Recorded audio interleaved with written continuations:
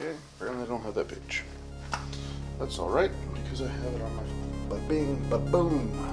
I don't really like it. All new O-rings. Oh, fuck.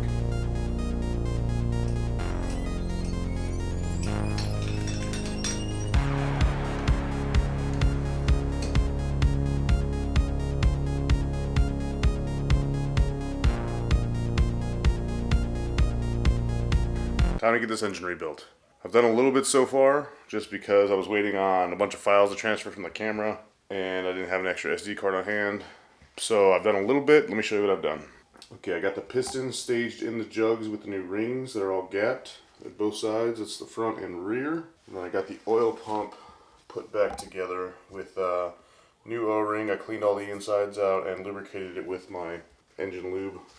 That's really all I've done. I do have the piston ring sear clips on the one side here and here.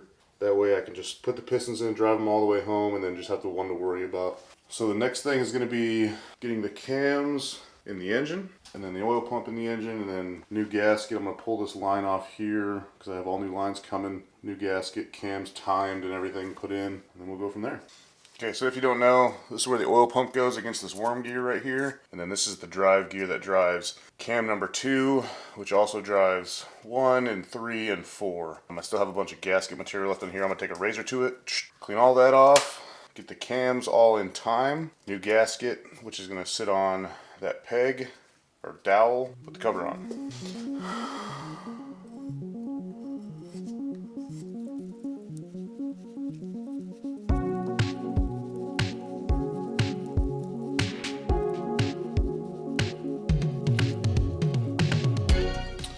If you're ever wondering how to tell which cam is which, if like for instance you do what I did and fucking pull them all out, they're all labeled on the lobe. You see right there's a 1 and a D. They're numbered 1 through 4. So cam 2 will have a 2D, 3D, 4D, etc. depending on which model you have. And the timing mark is right there on the front. Down to the one spot. Alright, that took a little bit of finagling, but I got it. Let me zoom in real quick so you can see the timing mark. Okay, so cam 1 hash mark lined up with that circle. Cam 2 circle lined up with that hash mark. 3 and 4 lined up with those 2 dots.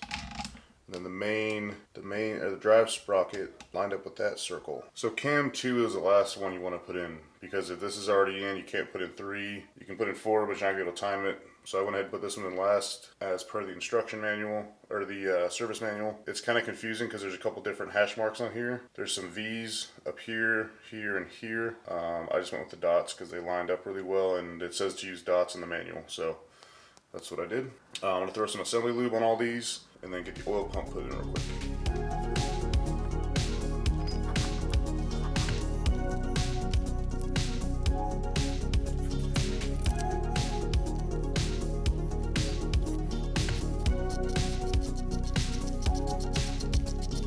Okay, so the 2 outside bolts get torqued to 125 to 150 inch-pounds. Cover screws get torqued to 70 to 80 inch-pounds.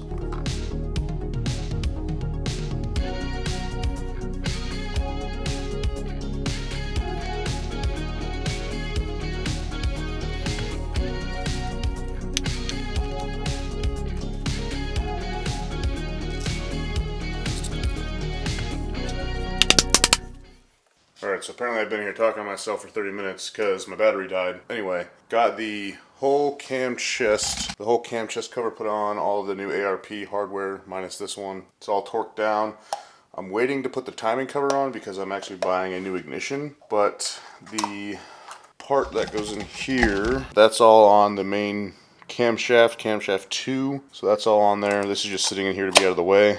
I also went ahead and put the rear jug on and piston. I'm going to go ahead and put this one on, new gaskets and everything on here. I went ahead and got the multi-layer steel gaskets. I have them on my Dyna, haven't had any issues, really like them. So I'm going to go ahead and get this put in. Basically, I'm hovering the piston in the jug over the connecting rod, then I'm tapping the wrist pin in with my little brass hammer here, not to make any damage to the pins or anything. When I go to put this sear clip in, the actual piston, you'll see I pack this cavity here full of paper towels because I don't want the sear clip to fall down in there because that would be a nightmare.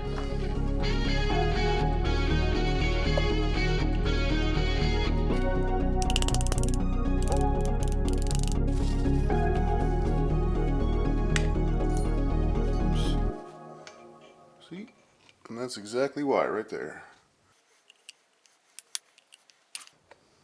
There we go.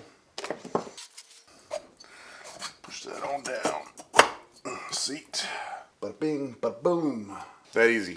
Heads going on. The head gaskets I'm using are, again, the James multi-layered steel gaskets. So I'm going off their torque specs, not the manufacturer torque specs. So in that engine rebuild kit, it came with this little paper, and it says start with 7 to 9 foot-pounds, 12 to 15, 22 to 25, then 38 to 42 as the final. And you want to keep the same sequence each one, so I'll probably do crisscross pattern here. A little bit of residue left over. So these are the multi-layer steel gaskets. They're exactly what they sound like. They're about 3 layers of steel. You don't want to use any gasket sealer on these because they're already treated with some kind of sealant.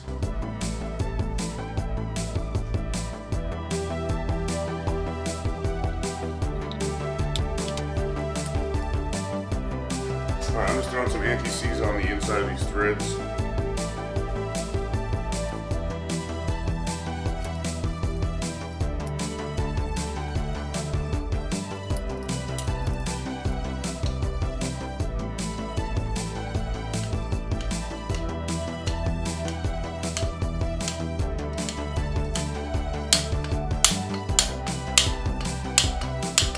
Now we're going to do the exact same thing on the rear jug.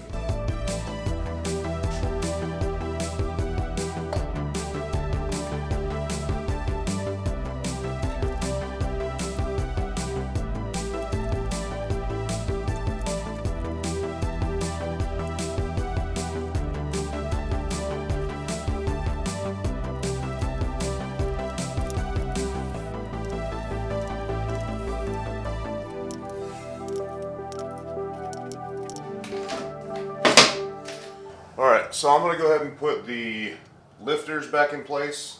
They're all going to go in their same exact spot. I tried to find replacement pins, anti-roll pins. Couldn't find them anywhere. They're an obsolete part with Harley, short of buying them on eBay. I couldn't find them. So I'm just going to be reusing the same ones. They're in decent shape, it's just the heads of them are really ugly and I don't really like it. So what I'm going to do is, these are all still in their original position.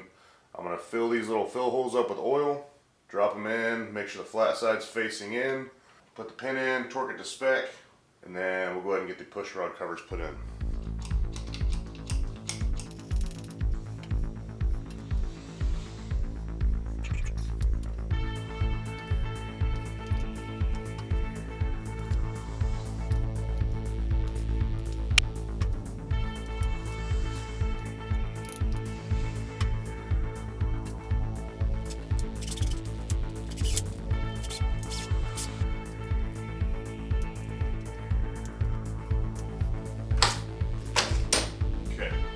Alright, now we're moving on to the push rod covers. Got all new gaskets for these, all new O-rings. Oh, fuck. So I need to get the old O-rings out of the heads, which I should have done while they were off. It ain't no thing, I can just pop them out right here. Get the new ones put in. Now these are kind of a tight fit, so they'll stay in place pretty well. On the twin cam, well at least my twin cam, they wouldn't stay in place very well, and I actually had to take one back out because it started leaking. Now these blue ones go on the actual cover, and you want them like this. So that way the locking plate seats inside the gasket. And then you're gonna push it up in, and then over and on.